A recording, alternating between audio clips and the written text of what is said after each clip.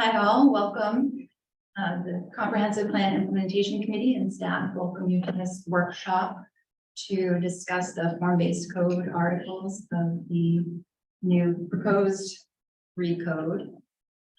We've got Leslie Oberholzer here with us from Codemetrics, and she will present these articles to you. Hopefully everybody's had a chance to take a look at the materials that we sent out. And I'm going to turn it over to Susan. Hi, everyone. Susan Ray Reeves, Chair of the Comprehensive Plan Implementation Committee. I really want to thank everybody for taking the time and showing up. And I want to just let you know what a milestone moment this is for all of us. We on the Comprehensive Plan Implementation Committee have been waiting for this moment. Believe it or not, that may sound odd, but for quite a long time, we've been working on the Recode project. And it's taken a bit longer than we had thought it might. All kinds of reasons for that. Human mostly. And the reason I say we've been waiting for this is that it's a code revision and it's a new way of coding. So it's new to us all.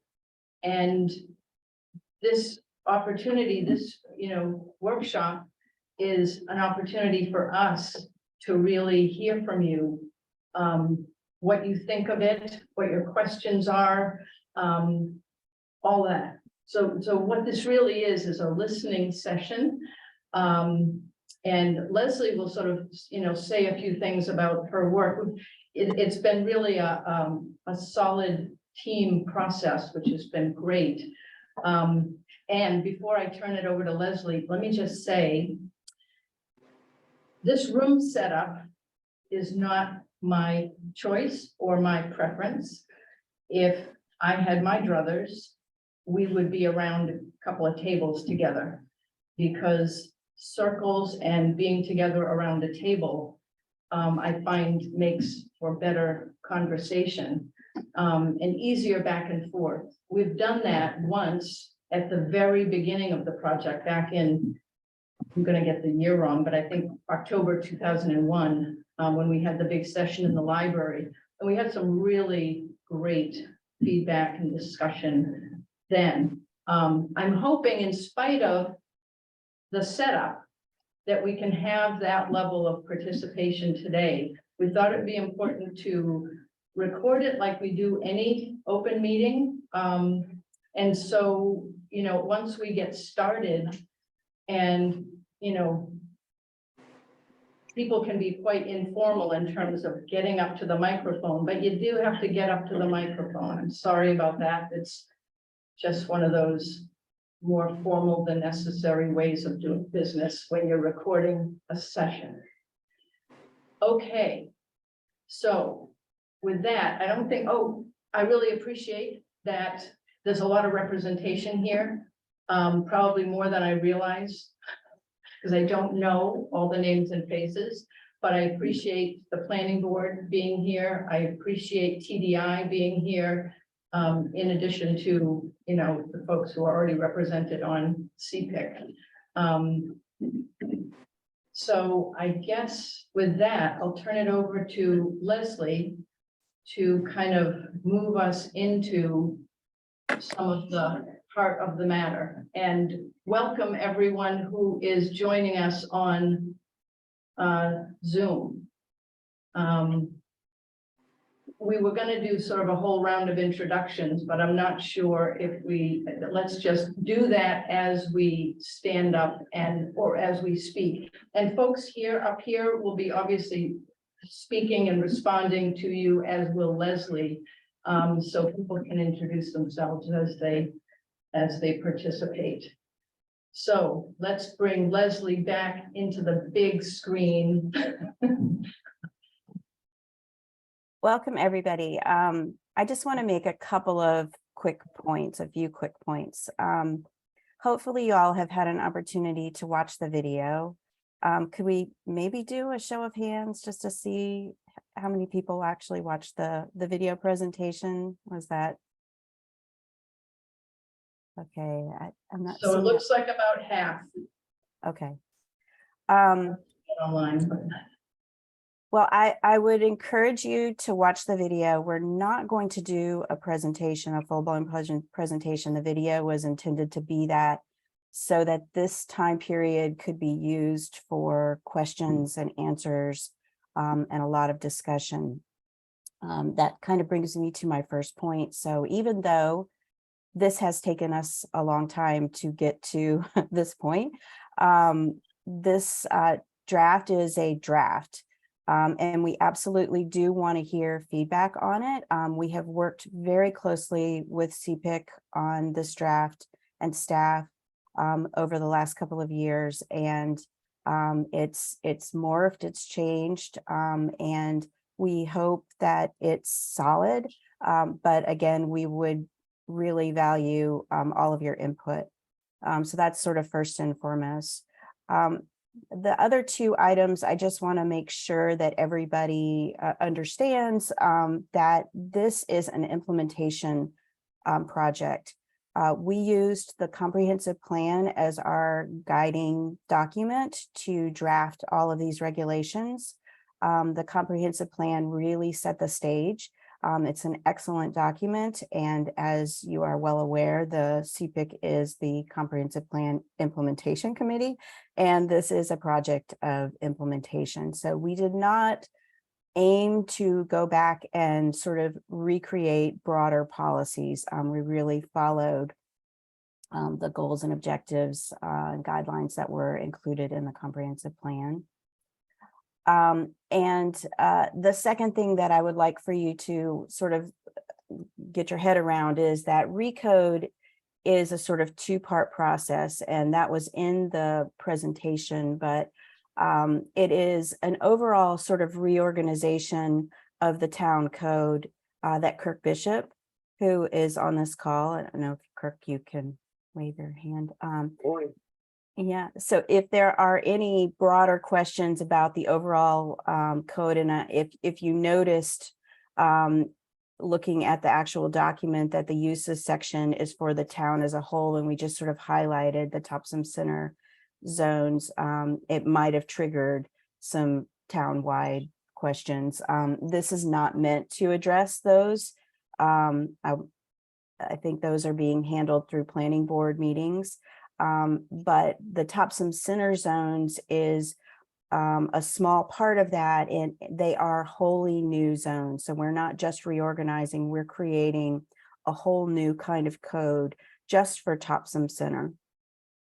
So I hope that those points came out in the presentation, and if you didn't watch the presentation now, hopefully you're aware, but I look forward to hearing all of your questions, and I'm going to turn it back over to CPIC. thanks, Leslie. So if anybody thought about watching the presentation and then said to themselves, I don't have time, it's 12.5 minutes, moves really quickly, gives you a lot of information.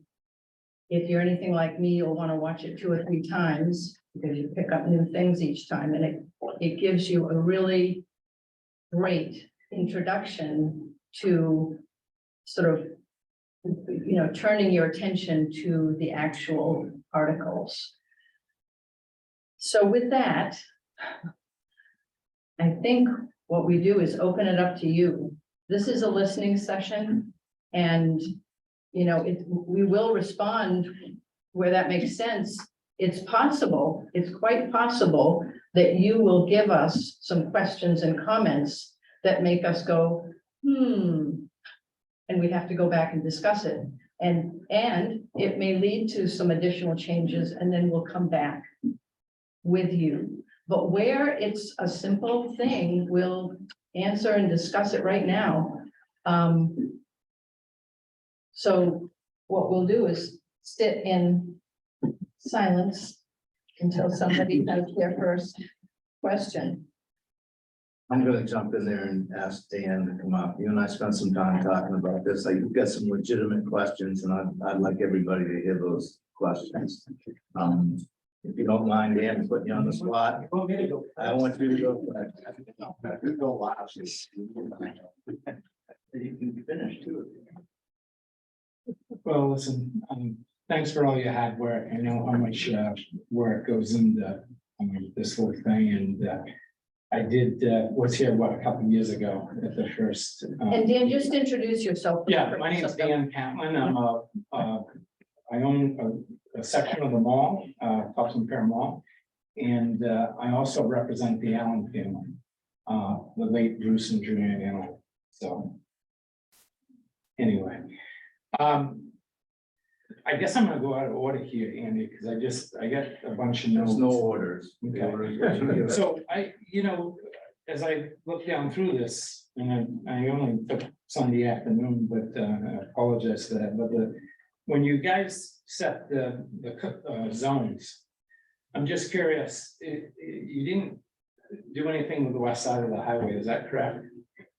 That's correct. Yeah, and I'm just wondering, I mean, that's a major piece, 100 acres on 295, 295 visibility.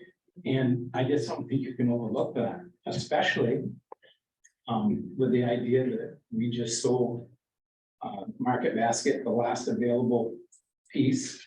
And there are some specialty retailers out there, actually specialty grocery retailers out there, that I think would be beneficial if they came to Topsham.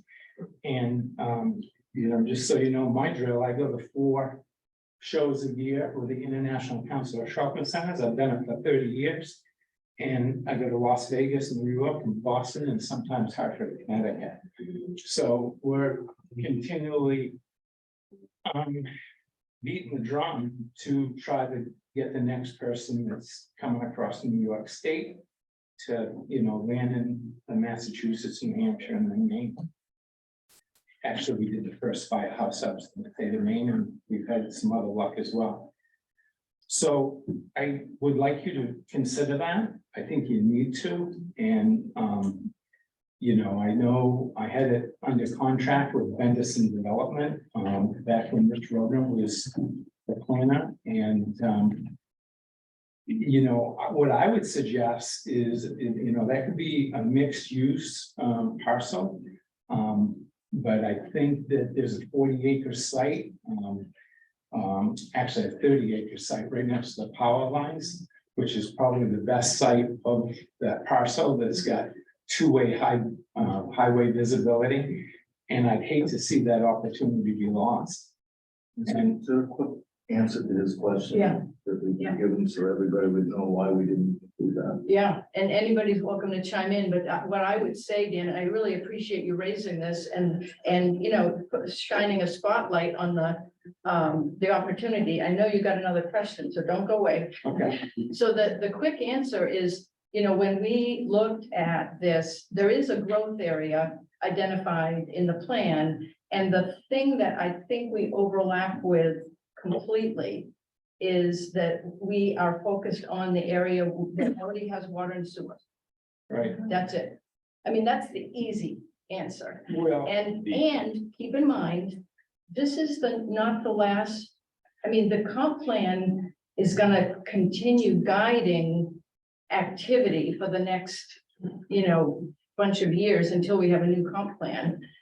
But this is the section of town where we feel like it can get the key priorities: walkable, mixed use, and already has water and sewer. So is there anything else to?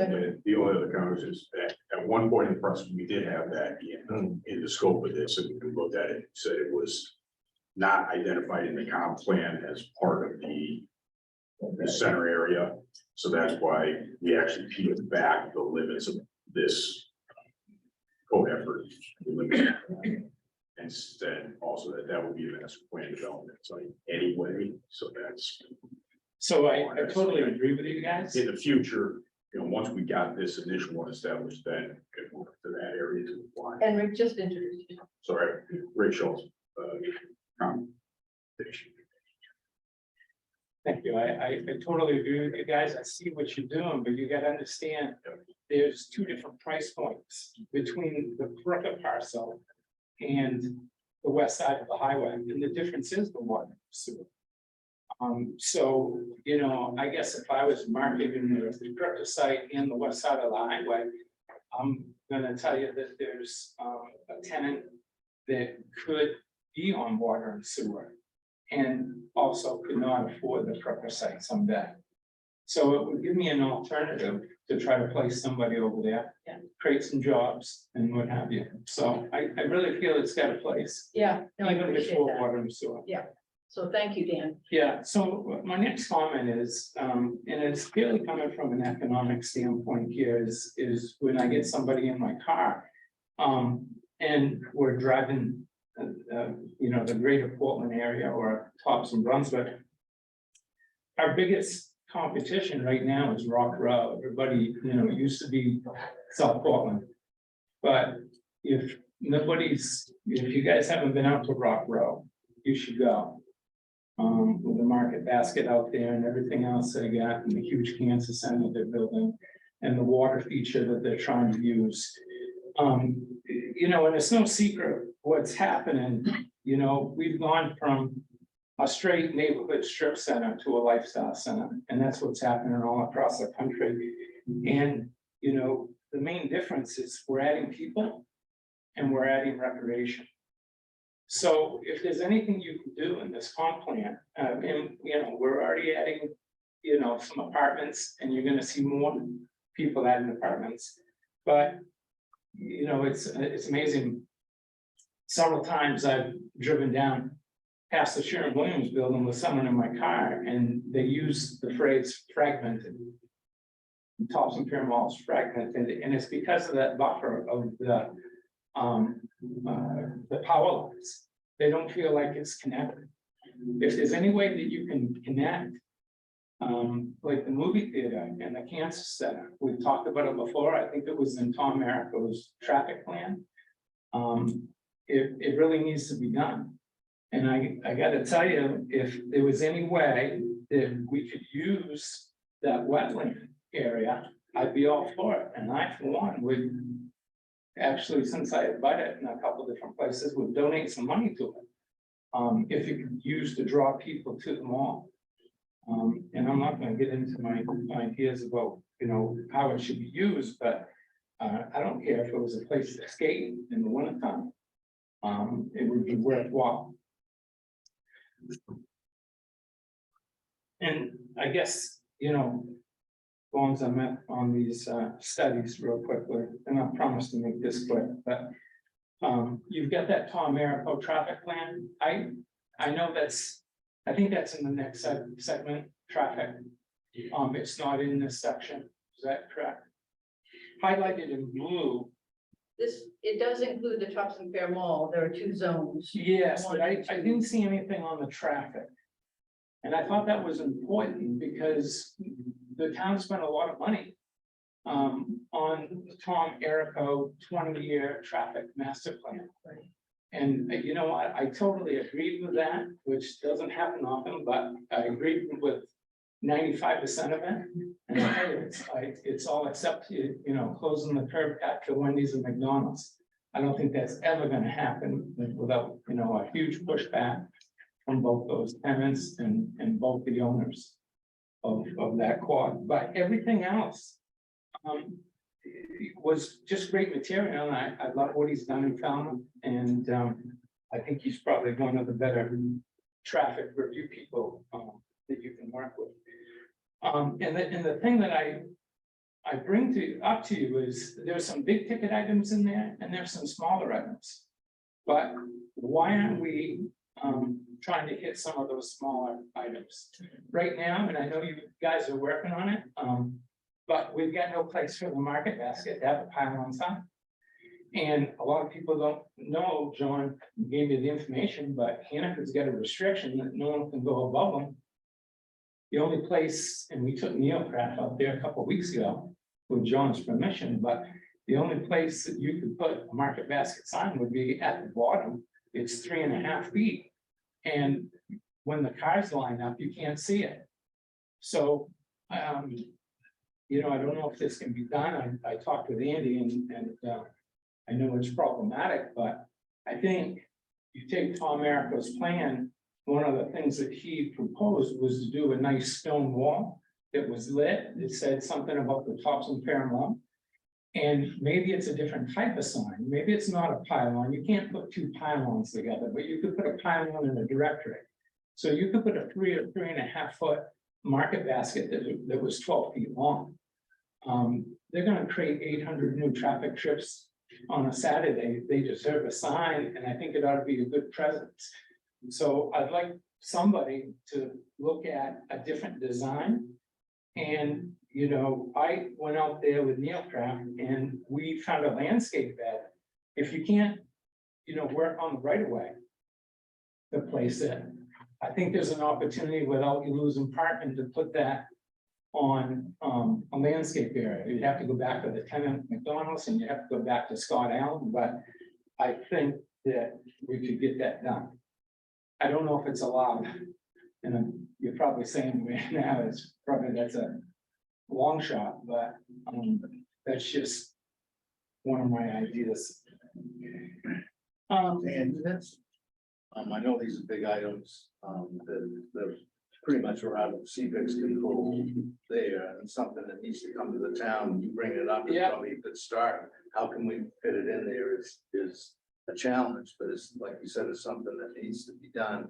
Specific to this,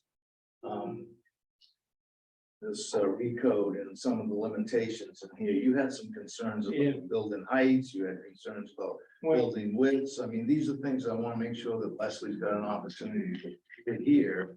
And why did we make these type of limitations? I don't know myself. But you had some specifics that Yeah. seem to make sense. and I apologize for going on. No, that's okay. But I do want to say one last thing. Sure. I'd like to have all of you go on Midway Drive and drive to Home Depot.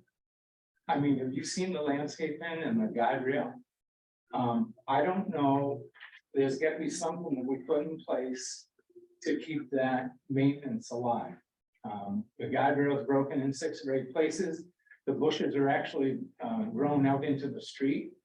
I actually called somebody and asked for that road maintenance agreement because I'd like to see, I love it, but I would like to see who implements that. It definitely needs to be done. I'm gonna give you one other example too. As you're driving towards Dick's, if you can look at the Supercuts building. I mean, you can't even see the building. The idea of a boulevard tree is to trim it up and create shade so you lessen the thermal impacts for the stormwater. If you look at the Cancer Center and Supercuts, you can't even see the building, let alone the signage. And that building, I guess, was just bought by Josh Soley, and they've always had vacancy problems there. And I'll tell you, the signage and the fact that you can't see the building is huge. And I see that all over the mall. There's nobody, and listen, I'm gonna be, I get some trees and stuff that I gotta trim as well, but some of those things haven't been trimmed at all. And I know your public works director, Dennis, with Mallet Woods, we had several discussions about cutting the trees because he's got to plow the sidewalks and he doesn't want the limbs going into, the travel lane for him to plow. So anyway, that's just something to look at, and maybe it isn't a comprehensive plan issue, maybe it's a housekeeping thing. But I'm coming from economically trying to do my next deal. And this is feedback that I'm getting from tenants. So I'll change gears here and I'll go back, I talked about the different zone in the 100 acres. One of the big things, Andy, was the parking lot layout. Now, under the Where are you talking about? it's section 2.40.5. It talks, Yeah, read out the section heading, because. yeah, 2.40.5 is the section. And is there a header title with, that's not numerals, that's English? Just to give us a. And I would do the same thing Okay. if you were. Yeah, sorry. You know. Yeah. Yeah, good, yeah. So it's on, Page 2-4. yeah, thank you. Parking location. lot. Okay. Yeah. And it's item number 3. Right, And if you think of the Sherwin-Williams building. You know, that's got parking on both sides of the building, and you're only allowing. A limit to one side here. I don't understand why that's in there. are you concerned about this in general, like Well, in every yeah. zone, Dan? With that 11,000, with that particular building, 11,000 square feet, if I was limited to only laying out parking on the front and one side, I would never meet the parking ratio of 4.5 or whatever the code was at the time. I mean, this is draft new code. Right. It's a draft, Right, so what you're saying is you wouldn't have enough space? right, Uh-huh, right. And if that went through, you know, I can think of 2 or 3 buildings that would be non-conforming. If I ever went to redevelop them. So I just bring that to your attention. I know, Well, I think it's a great example of, I don't know, I came in this process halfway through. Where did we come up with that? And was it a consensus on the group, or was it something that Leslie guided us to, or did we work with staff to see if that affects? I think we're gonna open it up to Leslie for a second, and it may be something that we need more discussion about, but I just saw Rick have something to say, so. So I asked from your perspective, so the way to change that, there's two ways to change. Is it the parking spaces, the number of parking spaces needed for a building that size, or the expanding the locations where the parking could? well, it'd be expanding the locations. The other thing in section C, it says parking may not be located in any street yard. If you go all the way down Topsham Fairmont Road, there's parking in every street yard going. And, you know, another example would be the Pub 99 building. That's got parking on 3 sides, and, you know, you can't put the parking up back. It's not deep enough. So, you know, I'm thinking of 5 or 6 buildings that would be, you know, sunk on 3 and C. And, you know, a lot of it is, you know, the climate that we live in. We've fought this battle for many years about parking in the rear of a building. And, you know, someone that's got a 5-gallon bucket of paint that they're lugging out doesn't want to park out behind the building and have to carry the paint from the front retail area out to their truck on a snowy day. It just doesn't make sense. So I think you really got to take a look at that. I just want to note too, that it does say that side yard parking is allowed for the suburban store rental. And that's exempt from that. And that's the building type that we're talking about, Right. Dan, unless you change the building type from what it is currently, it's the suburban storefront. Okay, so it would be allowed Be there. exempt from It's that. number 5, two below the 3. right? So Julie, what would happen if, does it make any difference if I wanted to put 2 or 3 stories of residential someday on top of under the new zoning, the change that we did to allow Yeah. Park Drive to happen? It's the idea in the MUC zone, we could do housing. Mhm. So with that, to make that deal work, we'd have to use the shared parking, so. Does that change anything? It would probably change the building type, so it would change that requirement. Yeah, right. I think this is time for Leslie to chime in if you're ready. Sure. Sure, and I'm gonna go back to the comprehensive plan and the illustrations that it had for the Topsom Fair Mall area. This new code is written to, in that location, to have this combination of both walkability and vehicular access. And that is the suburban storefront building type, is meant to provide that, both of those items. And the idea behind it is to, for example, if the Sherwin-Williams building, well, it's actually not on a corner. Let me pick one that's on a corner. So, let's say the Mattress Firm building, that's at the corner of Midway and Topsom Fair Mall, is located. Can I share my screen, or is that too much? You need to go.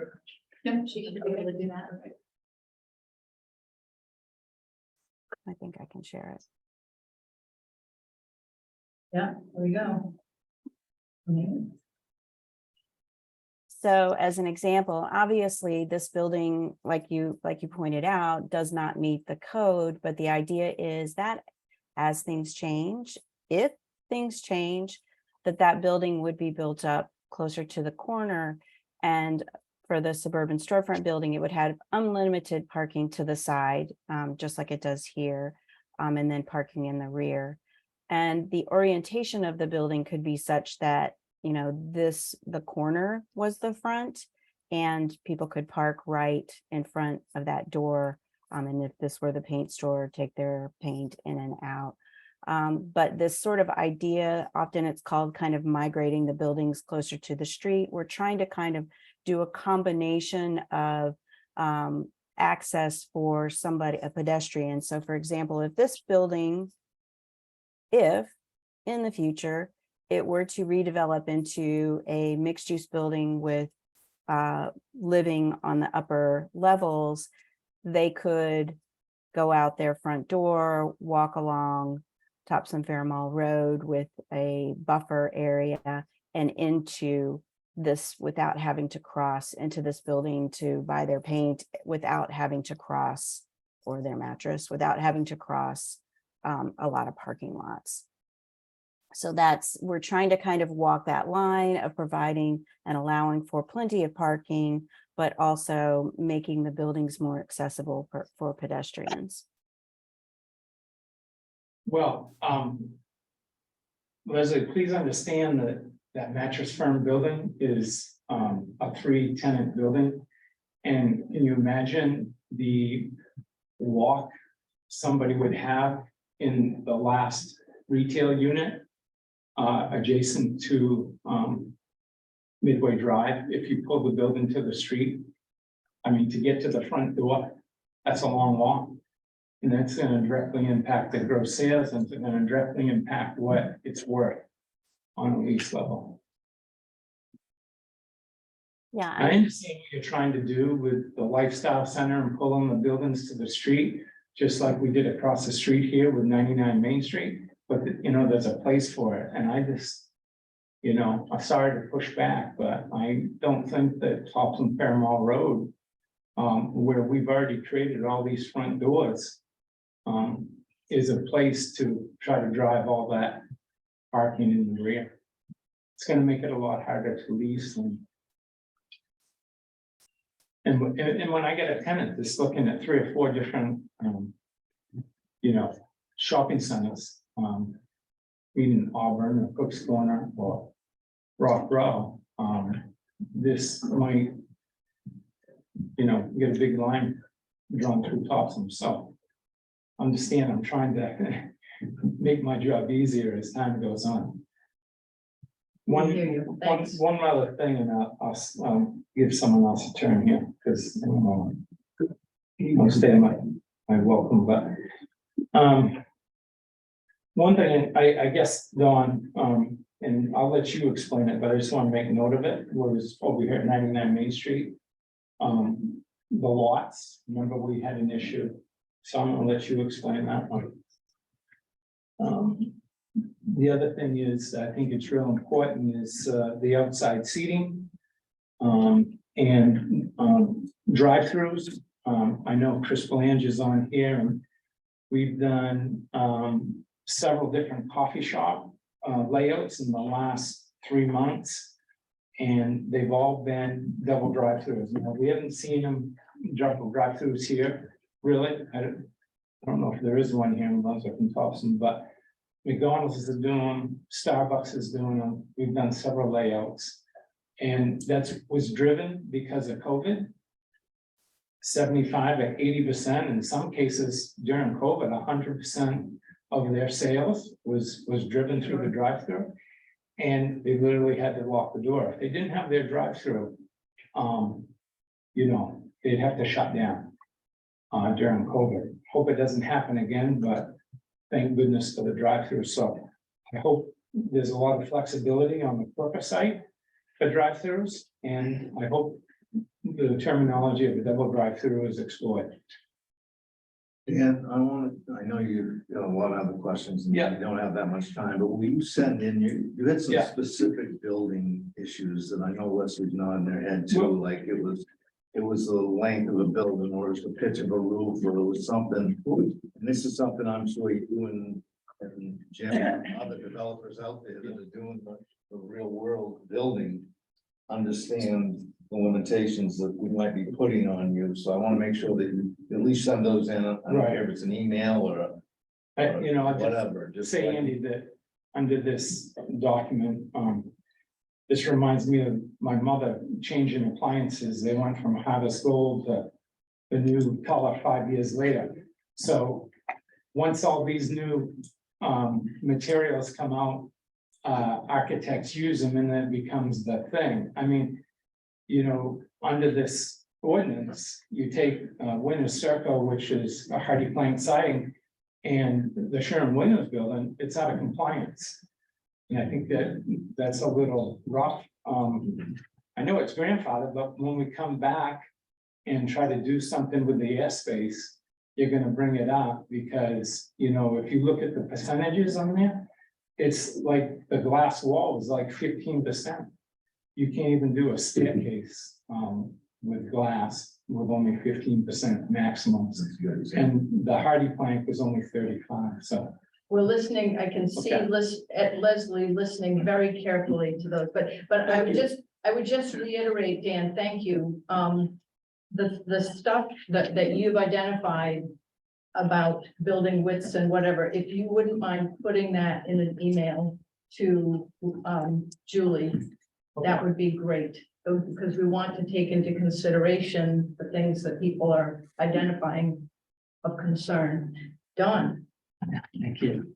Don Span, planning board, but I'm actually not speaking on behalf of the planning board. I wanted to bring up a couple of things. But some of that is because it has come to the planning board for review and so forth. You mentioned, I think, Susan, one of the questions I had, and I had asked what the rationale was, and that is that there's a TF1 and a TF2, right? And I think it'd be helpful for everyone here to understand what the rationale was in changing that district, so to speak, to a TF1 and TF2, and what is a TF1 and TF2? The Danny, I think you're referring to the project across the street. That has come to the board for sketch. One of the discussions that at least was brought up in that sketch review is he has a larger building which he's bringing to satisfy the setbacks to Main Street. Right? Then he had two other buildings behind that, right? And right now the question is, how do those other two buildings get built, right? And I'm sort of saying it rhetorically, but the bottom line is that one of the things I think he and his engineers were going to look at is whether or not they create another road that goes in beside that building, that could then be the road frontage to maybe facilitate getting those other two buildings built. But again, the question is, how does something with a lot that goes with that kind of depth, how do you do this form-based zoning for that project and satisfy all the setbacks and so forth in regards to streetscape? And Don, just remind me, what's the acreage on that? 4 4 acres. And I think in the sketch review that Julie's got it, so someone can get that to everyone to look at, but Yeah. it does beg a very particular question in regards to how that can happen, and I would argue that the same discussion really needs to be had in regards to where the zoning is changing along the whole Main Street corridor, and how does some of the form-based zoning get implemented, given there are so many, I'll call it, individual landowners and so forth owning those properties. I think the acreage there would trigger, it is a master plan development. Yes, Leslie? Yeah, so that there are certain possibilities opened up there for 4 acres. And so look carefully at that. The thing is not, you can't have that discussion here I in terms of understand. how to do that. But it does open up possibilities in terms of doing a master plan development when you have 4 acres. Okay, so I apologize because I don't know the exact mechanics in the ordinance. But the issue is that we would like to make separate lots for financing. So it might not be the same bank, right, versus the rear parcel, or it could be different owners. So somehow we would like to subdivide that parcel, so the rear 2 buildings might be on 1 or 2 lots versus the building. Now I'm clearer. Thank you. It's an ownership and financing issue. And so, yeah, there can be some separate conversation about that. I don't think there's anything that we can really say now. Right? Or is there, Leslie? Well, I mean, the master plan development is just a way to master plan the site so that it could be subdivided. There's nothing in the master plan development that keeps you from doing it. In fact, it actually functions better that way with the subdivision. It's just thinking through before it's subdivided, which I'm sure you would do anyway, what all the components are that would make that a usable site. So introducing how you would access maybe a rear lot or 2 rear lots, how you would create open space, shared open space within it, and how you can use, any of the building types in it. It is actually really flexible, but it is all about walkability and thinking it through beforehand. So if you could come back to the TF1, TF2, but also just a brief question. Master plan development, would that, I'm more familiar with that in relation to the southwest quadrant at the interstate. Does that end up, when you have a master plan development, does that then start with the impact study and all the other requirements that are associated with that, or is it a different master plan development look that you're talking about? You want me to do? It's reviewed as a site plan review, as I understand it, set up in the ordinance that essentially it's the same process as site plan review. You have to get a master plan approved first, and then you can come through the site. Okay, so it wouldn't have the impact study. Thank you. Anyway, TF1, TF2, please. Okay, so we did this, obviously it's a draft, based on observing what's there now and the site plan approval of what's going to be there. And there's going to be, I believe, 80 units of residential living there, along with some other sort of, it's a perfect mixed use area, but it's different than what's in the largest part of the Topsham Fair Mall. So just noticing the distinction between Park Drive, I think that's the the dividing line is Park Drive is Topsham Fair Mall 2, and the rest of Topsham Fair Mall is Topsham Fair Mall 1. And you can probably say more and better than I can, Leslie, in terms of the benefits of creating those 2 separate zones.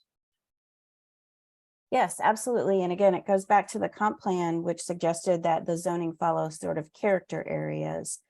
And at one point, it was all one big giant zone called Topsham Fair Mall, but it wasn't working. There was just so much. It just was two separate character areas, and it very clearly was two separate character areas. I mean, even just the drive of Park Drive feels different than Topsham Fair Mall Road does. And so what was anticipated happening in the two different locations drove, creating two different character areas, the two different zones, and having different building type mixes and different uses in those two different areas. So When I look at the chart, the biggest difference I see is the suburban storefront building is allowed in top TFM 1 and not TFM 2. Right. So I guess the question is, as you go along Park Drive, do you envision a suburban style building on that road? I think that's where it came from. That's right. Does that help to clarify?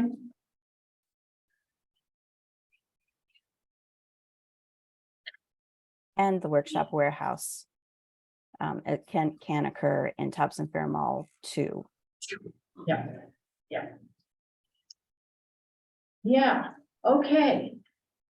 The microphone is free. Chris Belanger has raised his hand. Okay, online, Yes. yeah.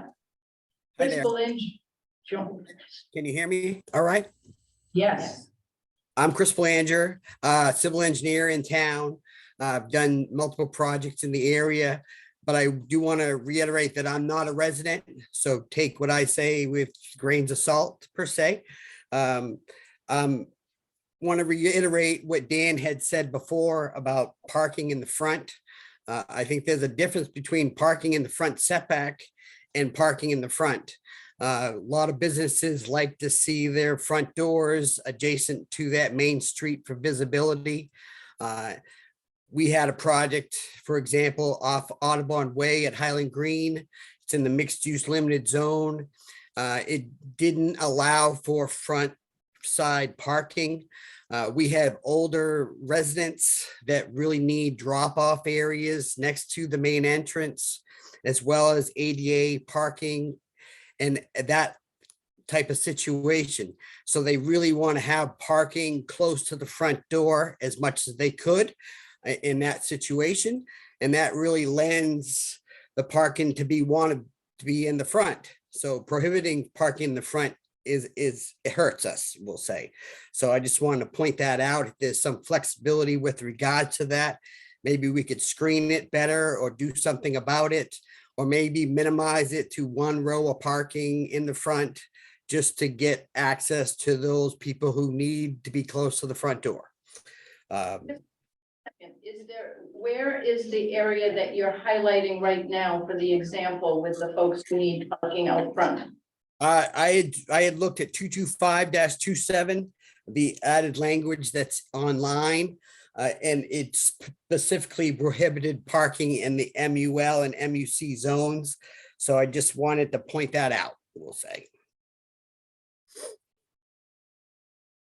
Okay, so, and are we talking about the town center area that we're?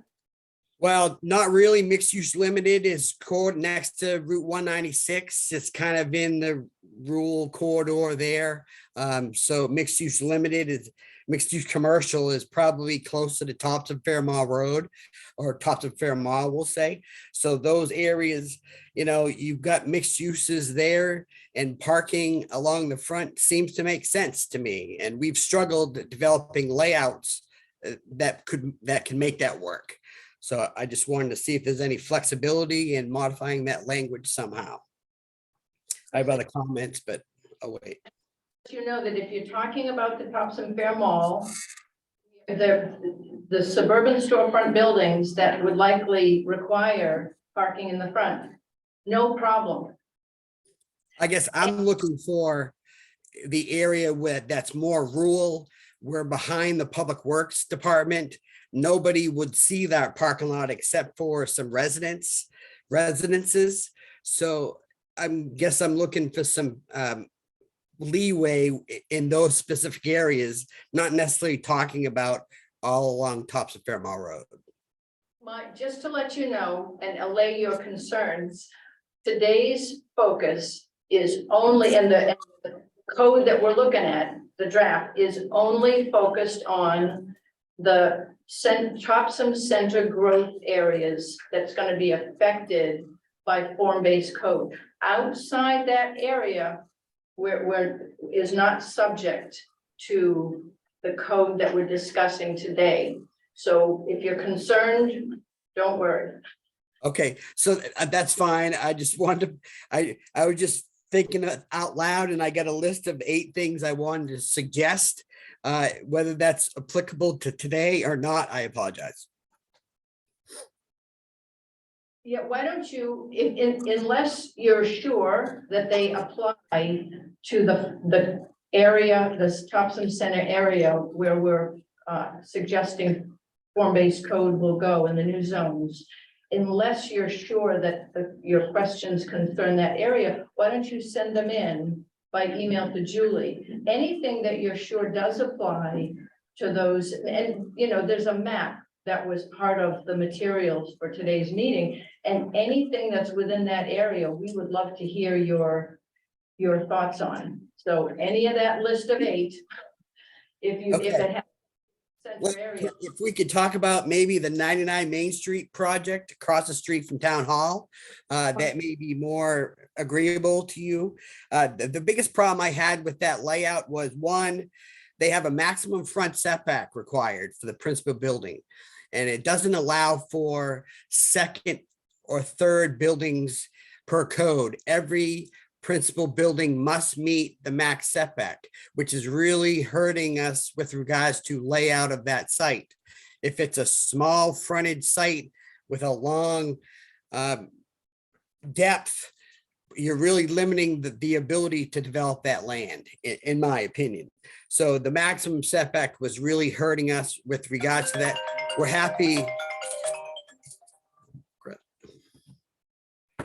We're happy to put the principal building next to the frontage or next to the main street as you want to, but it'd be nice if there was some flexibility that the planning board and the staff could look at a layout and say, yes, this seems reasonable. Right now, it's just prohibited and we can't do anything. So Dan's project across from Town Hall, we have a nice 18,000 square foot structure that's going to be retail or grocery on the first floor. And then we have some 3 or 4 units, 3 or 4 stories above that, that could be residential type housing. That is absolutely outstanding because it's a mixed use building and it doesn't really hurt you with regards to density. So if we can have some sort of flexibility with regards to that front setback, that would be helpful. Under the proposed code, you wouldn't have that same issue. You would have to go. Wait, I can't hear you. The master plan approved for that lot, but you wouldn't have the same problem that you're running into now with the multiple buildings on the lot and that setback issue.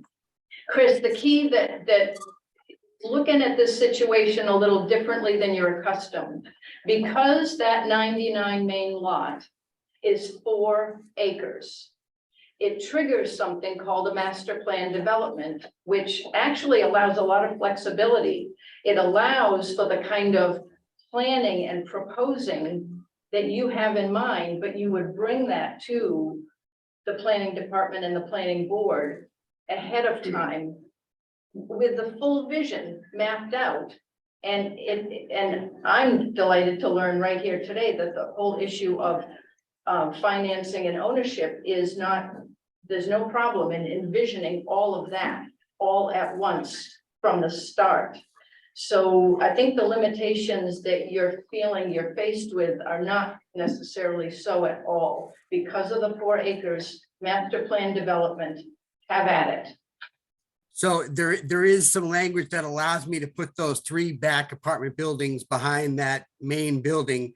That's wonderful news. I certainly love to hear that. Great, but it does require, and I think it's helpful in thinking through the project, ahead of time and then making that plan about where those secondary streets would be and all that stuff. So, Awesome. Awesome. I have one other comment. I do have several small comments, but I'll just leave them actually out. One was with regards to section 9.2 maximum parking. Why do we have a maximum parking standard in the code? Wouldn't the client be better defining what he needs for parking? can you help us find where your spot is? This is are part you of the townwide code. 9.2. About this at all, Chris? Chris, Yes. we're not talking about those articles today. Oh, Those articles are being handled. See, let me just go, because you may not have been on the meeting from the very beginning. If you watch the video that Leslie's done, it will really help to kind of understand that the Recode has two parts. They're moving forward sort of in tandem, but they're two distinct parts. What we're focused on today is the Topsham Center Recode that uses form-based code. It has very distinct boundaries. And anything beyond that, geographically beyond that, is handled in a process with the planning board and staff and the consultants. And that is called, we're calling it, for lack of a better term, the update cleanup part of Recode. And so when you're looking at Article 9, not here today. So for discussion, bring that to a planning board meeting and we'd love to have your input on that, okay? I can certainly develop a list that I'll share with Julie so we could kind of develop that off screen. I apologize for wasting your time. I'm not sure if I should say much more after that. So. Well, just the thing that you're obviously, if you've printed out that chapter 225 and all of those different articles, what we're focused on today are Article 2, 6, 7, and 8. And if it's anything other than that, that's being handled in a separate process by the planning board and Julie and Kirk Bishop. So we'd love to have your input, any thoughts you have, okay? How about Article 6, residential use group? Is that part of it? The uses that were in the use table, the extent that it relates to the Topsham Center zones. Here today, but if it's outside, if you get use table and it's outside the Topsham Center zone, we're not talking about it today. Okay, thank you so much for your time. And you would love to hear your thoughts.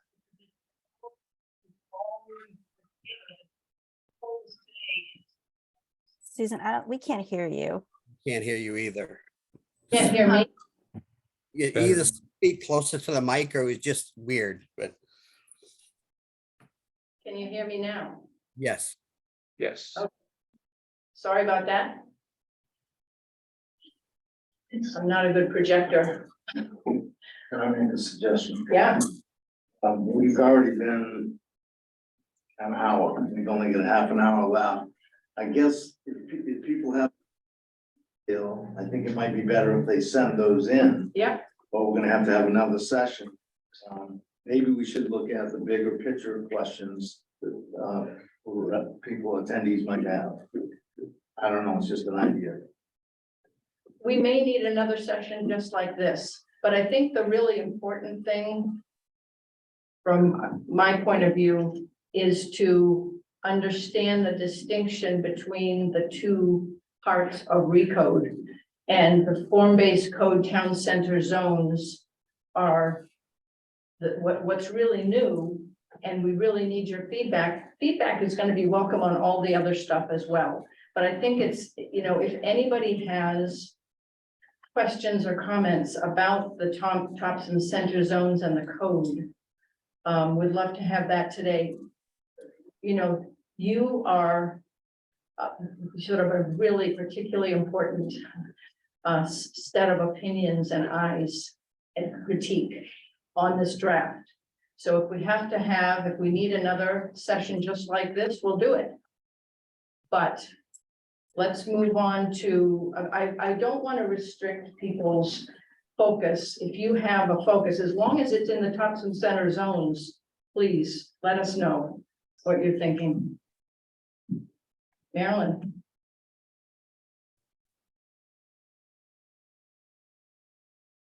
Marilyn Hunter, 358 Forsyth Road. I work in the limited industrial zone for Samuel and Gas Products. And so I was told that the limited industrial zone was taken out. But it's really unclear by the articles I was sent. It's like half in, half out, as far as I can tell. Like it's still in the chart, in the use chart, and in the definitions, it's listed as a high impact use. So I was sent.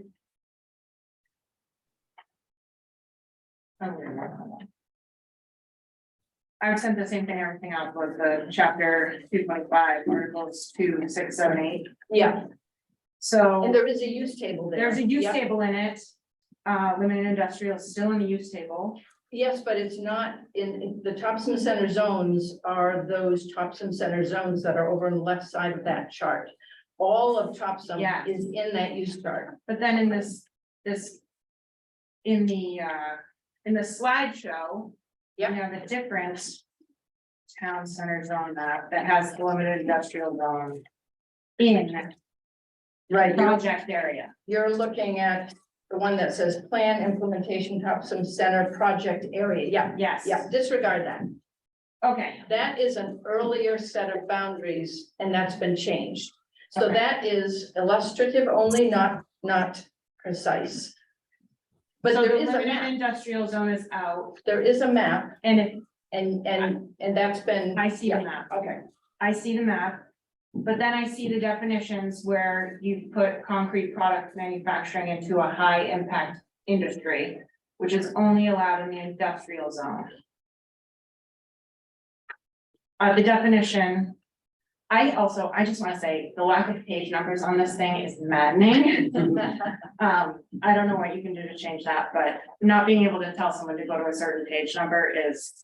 all right, so hard. you're looking in the actual. So I'm looking at 6.60.3. And high impact industry, and if you just thumb down through that, concrete product manufacturing is about 5 lines up. As a high impact industry, it's only allowed in the industrial zone, it's not the limited industrial zone. So I just want to make sure that if this little group of articles were to go to town meeting today, if that went through and I want to expand, that I'm not gonna have a problem. Right, and That's. this, first of all, it's all in draft, and I understand the that. section that you're pointing out Yeah, is not applying, and Leslie, if you're listening to, correct me if you need to. It's not applying to the Topsham Center form-based code zones.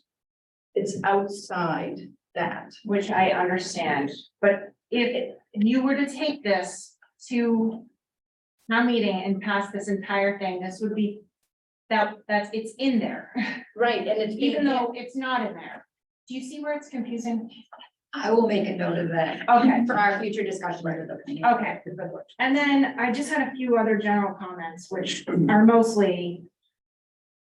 I have read this entire thing. I've read all the drafts. I've even read the drafts that are not public yet. It's very hard. When I look at something, some new zoning or anything like that, I want to know, how is this changing things for me? What can I do now that I couldn't do before? What can I not do now that I could do before? I want to know all those things. So in all the prior zoning changes, I have that piece of paper, I have the red lines, I have the red things that have changed. So comparing this to the previous zoning it's very difficult. It's very difficult to see exactly what's changing. It takes a lot of time to look through it all. I still don't fully understand what's changing and what's not changing downtown. And I am finding that extremely frustrating. So I just wanted to mention that the inability to track the changes of what this new zoning is doing makes it very hard to digest. And then the other, just one thing I wanted to mention real quick, other than the lack of clarity about where the industrial zone lies, the limited industrial zone lies, is that, I noticed I don't see any of the car dealership people here, and I also noticed that you put them into a non-conforming use on Main Street. We do have 4 car dealerships on Main Street. So I was wondering if you could explain how a non-conforming use on Main Street would work with this new zoning. Would they be able to expand? Still, no, I don't think so. So I do think in future stakeholder meetings, they should be included because that is a significant change from before. And they probably should have been invited to this meeting and maybe future meetings, because that is an important change for the group. Thank you for that. There will be future meetings. This meeting was specifically for people related to the development community who are used to using. So we need that level of feedback, and we hear you, Marilyn. Okay, I'm just making sure. And then the last thing I just wanted to say was just going off what Dan said about the 196. And I know you said, oh, well, that's not in the growth zone, so it wasn't included. Well, the limited industrial zone wasn't in the growth zone, but at first it was included. So I think there's a gray line on that edge there. And I think there's been some uncertainty about the redevelopment at the Crooker site, if that will or will not happen. And I think that is a perfectly good, totally empty piece of land that could be looked into as part of the growth zone. Which Things have changed very much over these years since the comprehensive plan. Which zone are you thinking? I'm should be talking about included? the across the highway extension Okay, yeah, of the growth zone. Yeah. So that was just one last thought. thank you. Thank you.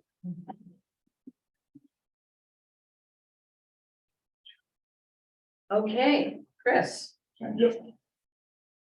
Hi, Chris Wozolewski from Highland Green. And on behalf of the developer, I just wanted to, I was looking through section 8-1 and 8-2, which is architectural building design related to materials. And just one piece of feedback for Leslie and for the committee to consider. This seems like a pretty complex review framework if you were to look at building architectural facades as a part of the planning board review process relevant to specific percentages for each material, depending on the building type. So I would just question if that section could be boiled down or simplified at all, because just looking at it, the 5 or 6 pages or so of facade elements and examples per section, well, it's admirable to kind of prescribe that, in a form-based code format. It may be helpful for future planning decisions or planning board reviews to simplify that section so it doesn't prove overly burdensome for the codes enforcement officer and for the planning board and planning staff as they interpret that.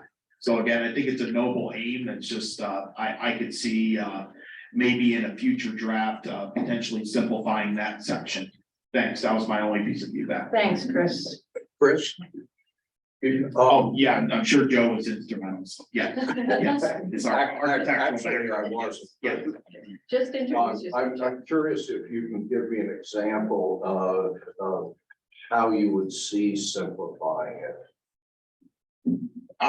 Not necessarily being so prescriptive with percentages, perhaps allowing some leniency or waivers related to just an opportunity for, say, if it was 65% of a specific building material in a particular zone, if the building were to have, say, 63.5% of that material, that it would pass the straight face test, so to speak. I'm not talking about some sort of radical interpretation. For example, with a cement or stucco building, if in fact the developer wanted it to be wood instead, that may be a hard no. But maybe just some clarification on waivers or implementation. So say if developer X comes in with a building that is composed of concrete, some wood and some vinyl cladding. And the percentages were slightly off in terms of interpreting it and reviewing it compared to the conforming uses, that maybe some leeway could be ascribed to percentages. I see. Does that clarify? It does, thank you. Okay, Thanks. thanks. Okay, thank you. Come on up. We've got Kurt right after you, so. You Yeah. talk all the time, Craig. I'm not here. There, I'll do it also. I'm Tom Surgeon. I'm the president and CEO of Recode Construction. I also own, and I'm just looking at your map now. Thanks Marilyn for bringing some stuff up that I hadn't even looked at. On precast of Maine over there too, which, looking at your map, I guess is not part of the other village now. We Correct. stopped just short of it. My place, so everything on that is not to be discussed here. So, just some general comments. I did watch the video at least twice, trying to figure out, and I have read through several times. I'm not good at this, okay? I break rocks for a living. I'm an engineer. I'm not a planner. I rely on my brother up there to help me through this stuff. So some general comments is, and Dan mentioned it also. Our competition is Rockville. Looking at that, we need to be somewhat flexible. In things, that's my biggest thing I see here is there's a height restriction of 50 feet that we want to put in a resident type hotel conference center. To me, that would be great for Topsham. But if you're gonna limit it to 50 feet, that's not gonna happen in this footprint. So look at that type of thing. You're limited, you say I can't use a grocery store, so I can't get the Trader Joe's in there. That's prohibited. Not quite sure why. You wouldn't want that. Market Basket wanted my site to begin with, by the way, 5 years ago. And they waited and they waited, and, you know, they couldn't wait any longer. There are other smaller grocery, neighborhood grocery, smaller stores, and all of a sudden that's prohibited, I guess. Some houses prohibited. I've had several designs. Just to let you know, I see Leslie shaking her head, so she'll respond. Okay, that's fine. If you want to have a response per issue, No, we can do that, no, okay? no, that's good. And again, I didn't read this in detail, so Yep. no question I could be wrong, and it's just quickly. Yeah. Looked at it. Some of it was, one of the developers just looked at doing commercial and stuff in the front end, and then on the 201 end, doing apartments and condos and things like that on that end. I'm not sure. I guess it's allowable, somewhat, on that. So I guess my big comment here is that, is just the more you strict this, the more problems gonna be. That's generally all I'm gonna say. You know, when I look through it, the more you can, I know you've done a lot, Andy has kept me informed of some of the things you've done, and I appreciate it. You know, rather, you know, I'm just gonna say it because people tell me not to say it, but I say what I feel. I've been up here several times trying to develop the site at the request of the town. The last time I was here, I got chastised by the town, the selectmen, and so forth. I'm not sure we ever have a path forward to develop this plan. I really don't. You're doing a lot of work for nothing. I can't move anywhere. I'm not gonna shut down my business, but until this town wants to work with us, everything you guys are doing, don't, you know, at least the Crooked side, you might as well go across the street, the damn site across the street, because I don't see anything happening right now. It's gone backwards, and I've done the best I could with the town, so. Thanks, Tom. Leslie, do you want to say anything in response to those? Just 1 second, Curtin. Oh, I was just gonna say that the grocery store would be allowed. There's a section in the code called, in the kind of upfront part, called large format spaces that are allowed, in Topsham Fair Mall and in the Crooker District. And it allows for that sort of increased height and such. Just look at that use chart. Yep. You have. No, just Yeah. didn't want you to leave without thinking that. And one more thing. I would also like to just say, because there's been so many comments about the MPD, the master plan development, it is at the end of Article 2. And it's not talked about in the recording, just because I was trying to keep the recording really short. And it's very specific to 4 acre or larger sites. So I just wanted to say that. And then the second thing I'd like to say is that even for smaller sites, and it can also be used on the master plan development site, is there's a section in the upfront part about courtyards and how you can do multiple buildings around an open space, which allows you to go deeper into the lot with multiple buildings. Okay, thank you. Thank you. I have comments about the quicker parcel quadrant. Notwithstanding what you just said, if you ever get lucky and you move out, I think Just a introduce couple of, Kurt, it's just, introduce yourself. I'm sorry, Kurt Newfield, 14 Mary Meeting Drive, also the chairman of TDI. I think a couple observations on that. Being right next to a major interchange, I think that the restrictions on drive-through uses to just banks and pharmacies is, again, more restrictions to cause problems. I think that limits great opportunities. And in there, I've been doing a lot of gas stations. And I know if a gas station use was restricted to abutting I-295, if someone's gonna have to go in looking for it, it's not gonna be a successful gas station. I don't think you want to bring all that traffic through other uses and pass other uses which may not need it all. So I would argue against that restriction, and that's all I'm gonna have. Keep it short and sweet. Thank you. Terrific, thanks, Kurt. Thank you. Anyone else? We still have time.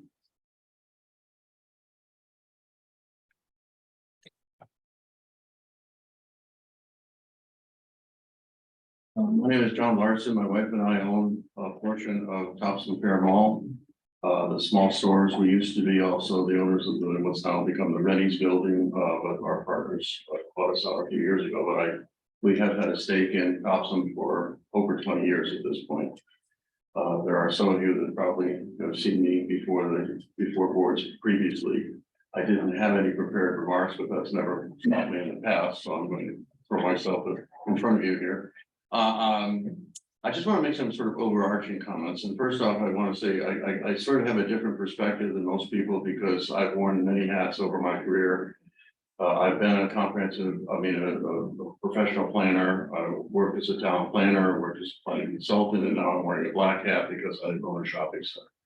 So, I'd like to think I have a certain level of objectivity based on a considerable number of years of experience because I'm very old. So I want to just offer a couple of overarching comments. We've owned this property for a long time, and the company that I used to work for is responsible for the extension of Topsham Fair Mall Road over to Winter Street. I worked for Conover Development, and we were responsible for the Home Depot and essentially what happened with the Target project. So I have a long history here. And one of the things I want to point out, which is an immense source of frustration to me, and I'm sure to Dan as well, which has nothing to do with you guys, but it's just the perception that you have to deal with. And this is important. I want you to pay attention to this. You live in Topsham, you deal with Topsham all the time. You've seen the growth in Topsham, and I'm sure from your perspective, the town is exceedingly fortunate, has done really well, and it has, but it doesn't exist within a vacuum. You've heard at least 2 or 3 times tonight references to Rock Road. This is a competitive universe. Topsham is a lovely community. We're very proud to be part of it. It's not that special in terms of the perceptions of many of the firms that you've heard about tonight, like Trader Joe's, for example. And people are always saying, when are we going to get Whole Foods and such? Never. Because you think Topsham is special. I think Topsham is special. I think Topsham has done exceedingly well over the years. But as Dan can tell you, you bring people, first thing, it's like, well, what's a Topsham? Why should I be in Topsham? And, it's not number 1 on everybody's hit parade. We sort of automatically have to get over an obstacle to get people even to look at it, despite statistics that would show you this is one of the best retail areas in Maine, but it's not Portland. It's even Bangor, it's just not something that people automatically think of. You have to convince them to take a look. So now you've convinced them. They're in the car with Dan and they're seeing obstacles. And as much as I'm very sympathetic, and I'm a former town planner, you want to have an attractive environment. You want to have something I always hate the words pedestrian friendly, but pedestrian compatible. You want things to coexist and be lovely. But you don't want to do it in isolation, and you don't want to do it. The last thing you want to do is assume that you can do whatever pretty much you want to do, and people are going to flock to the town anyway because they won't. You know, you've heard about drive-throughs, you've heard about where you put parking. Pay attention.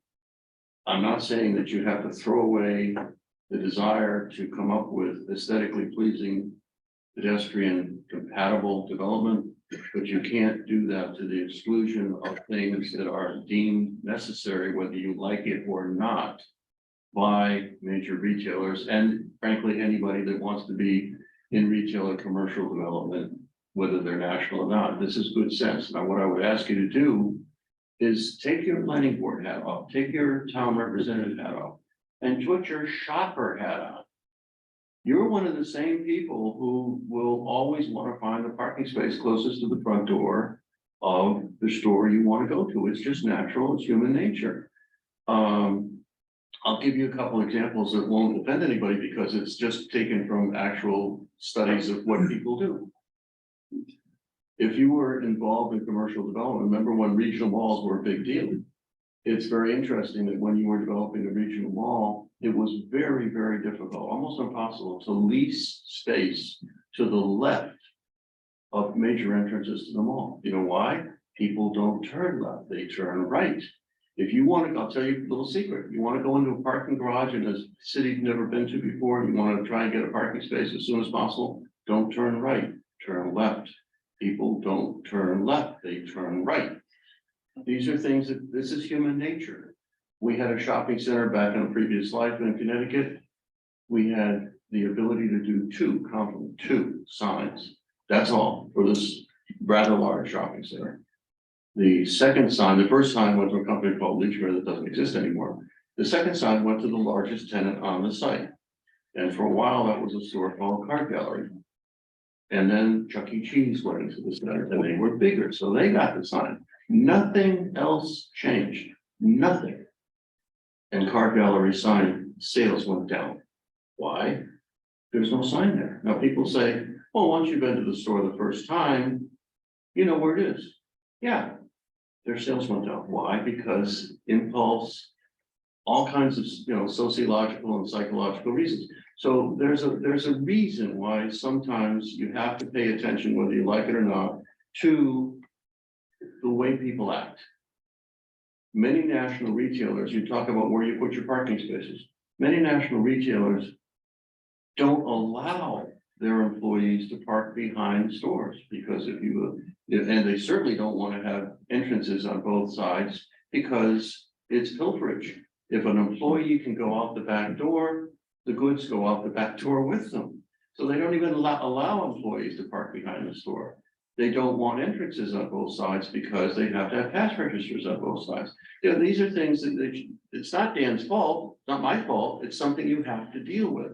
So when these kinds of issues are presented to you, it's not because we're trying to make more money or whatever. We're trying to assure that Topsham is as competitive as anybody else in terms of being able to attract the kinds of stores and businesses that hopefully you would think would be appropriate in the right locations in town. And the last thing you want to do is to create obstacles, or at least not come to some kind of reasonable compromises that would enable Dan to do his job in bringing those kind of businesses to town, to enable me to do my job and bring, tenants to fill vacancies at Topsham Fair Mall. And I'm going to let it go with that because I have some other more specific comments, but they're really related not to the town center because I don't have a dog in that fight. But I do have some comments that are sort of generalized in nature. I mean, anything that has to do with the Topsham Center zones and that code, please. I'll be happy to give you. Yeah, some comments. please. I'm just saying that in terms of the universe in which we all have to live, Topsham does not exist in a vacuum. It has to be competitive, and it's already on a lower rung of the ladder because people just, no matter how good we can demonstrate we are, we've got the best Rennies in Maine, 17 and the stores. retail universe that you're describing is going to be primarily suburban storefront buildings That's what I'm talking And about. the parking is not a problem. The restrictions are not Well, gonna I apply hope, to I that hope you're building. true. I hope that's Yes. true, but I'm just In this offering draft, that that's the way observation. it is at the moment. Yeah, yeah. Thank you. Thank you so We much. have John Hodge. John Hodge, jump in. And then we have one more person in the room. Greetings, everyone. John Hodge, live in Topsham and Executive Director of the Brunswick Topsham Housing Authority. I'm on vacation, hence I lost my razor. I hope everything is successful and we get all kinds of more economic development for the town of Topsham being a resident. But I also, as you all know, the issue for me is housing, and all these people that are going to come to these jobs are going to need a place to live. So the really only quick question, as I'm learning, and I really am, ignorant on form-based code and how this all works and applies to what I do. So the basic question is, what I haven't really heard, for me, affordability is all about density. So what are the density, what's it going to be in this center zone, this new zone, and how many units can I build on a 2-acre parcel? Is it limited to 8, or can I put 100 units in there if I meet the form-based code?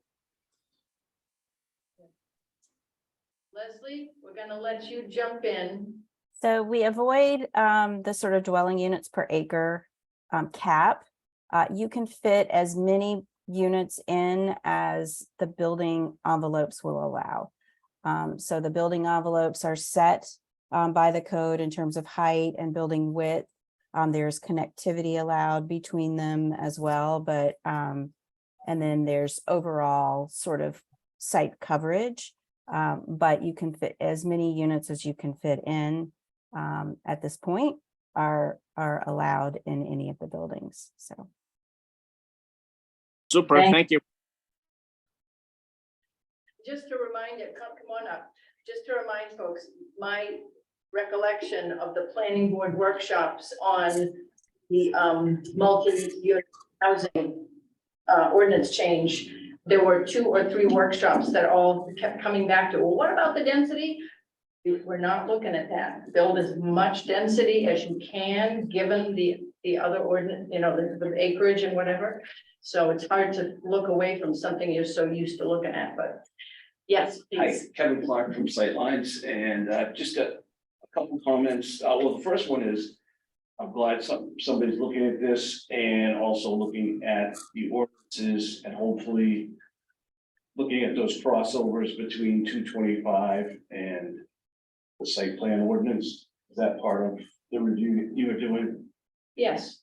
Good, because I wrote a letter to the planner in 2003 outlining the crossover problems and conflicts between ordinance and the other, and it sort of fell on deaf ears. And I've also been told that Can you send If us? you still have that. I don't know if I still have it.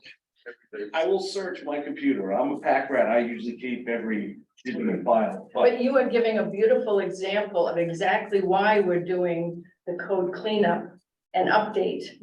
Yeah, yeah, perfect. Mr. Keneally was the chairman of the board back then. So that's how long ago it was. I think it was right after we went through the approvals for the expansion where we found different things. And one of them is, and I still haven't won this battle, is the last section or next to the last section in the site plan ordinance says all of the above articles and sections can be waived by the planning board.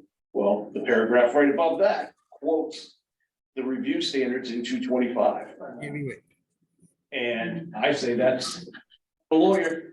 You have one here. I'd say that is including all of those sections by reference. Which is I believe a pretty standard legal reference. And but no planner or code enforcement officer has agreed with me yet. Or let me ask the question specifically my way Well, we to have the planning board, to We the have a hand town. at the back of the room that could be illuminating. I won't come to the mic. I actually did agree and made the argument that legal shot us down. That's because they didn't let me talk to them. So we're going at it again. So the other things I had was why define the materials that you can use on the building? I understand the form-based and you can give examples of the materials, but why you have to have this percentage of a specific material. That really makes it a cookbook. So an architect's gotta sit down and say, okay, I've gotta do this building, I have to use so many of these and so many of these, which is sort of how the landscape plan is right now, and this landscape requirements, and if you follow the landscape requirements and put everything in a landscape bed that's required by the ordinance, they would be too crowded to live. So, I mean, these things are just, they eliminate creativity. Do you want to have a response to that? No, that's okay. Okay, Also, why limit which drive-throughs? A drive-through is a drive-through. Why do you specify between them? I mean, we worked really hard to get the Aroma Joe's approved. That has a drive-through, it's on Main Street, building's on the corner. I think we've done as close to a form-based development as you could do without a form-based code. And I think it turned out quite nice. I think it probably exceeds what people expected. Other than the height, people still ask me, why is it so high? So ask the town, they changed the rules. and those rules were in place, that's not. Well, when they first wrote that section of the ordinance, the height limit was to the peak. Then they changed the definition in the code of what height of the building was. And so now you have to go another half of that room taller.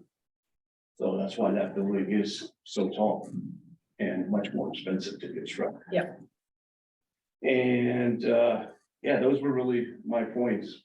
And I'll look for that letter again, Julie, if I can find it. Thank you. Thanks very much, Kevin. 30 seconds. Yeah. So thank you everyone at CPIC for all your work today and the experts, and thank you all for coming. My name is Mark Waltz, Assistant Town Manager.